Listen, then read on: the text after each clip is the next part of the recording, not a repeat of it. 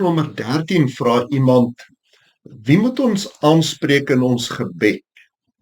En is daar 'n verkeerde vorm van aanspreek wanneer ons bid?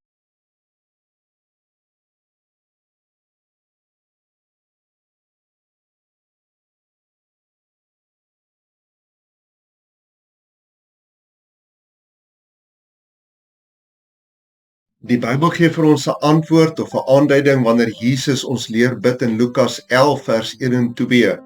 Die disippels vra hom, Here, leer ons bid. En hy Jesus sê vir hulle, wanneer julle bid, sê dan, Vader, laat u naam geheilig word. Onthou die Onse Vader is 'n raamwerk vir gebed.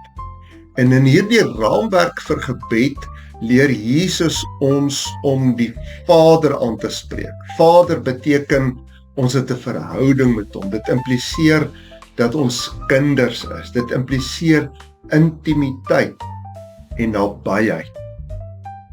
So om jou vraag te antwoord, kom ons kyk bietjie na 'n paar voorbeelde van gebede wat in die Bybel aangeteken is, van wie aangespreek is wanneer daar gebid is. In Daniël 9 vers 4 bid Daniël, Ag Here, groot en ontzagwekkende God.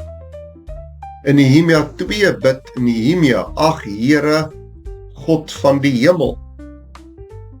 In die Nuwe Testament, Efesiërs 3 vers 14, bid Paulus, hy sê, ek kniel in gebed voor die Vader.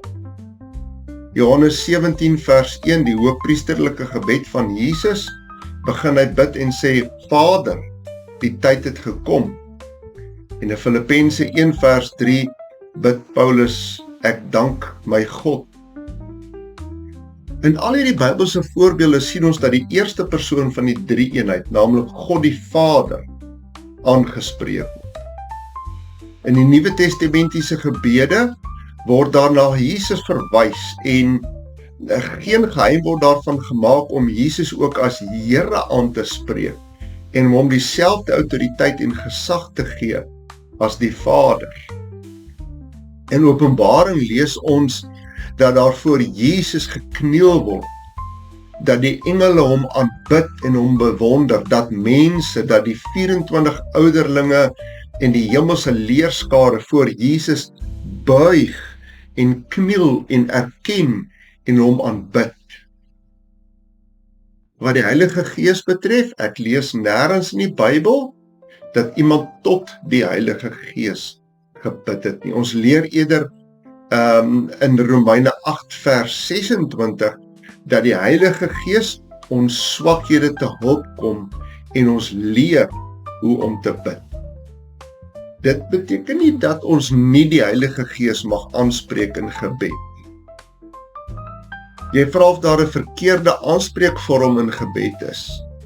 Wel, as jy na God verwys as jou pel of as jou vriend of sommer die ou man daarbo, soos wat party mense na God verwys, dan is daar versekerde 'n verkeerde vorm van aanspreek van God in gebed.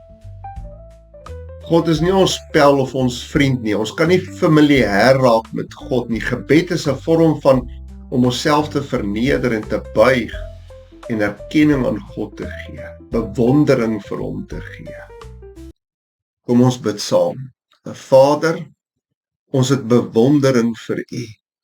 Here Jesus, ons is dankbaar vir U verlossing. En Heilige Gees, dankie dat U ons leer hoe om te bid. Amen.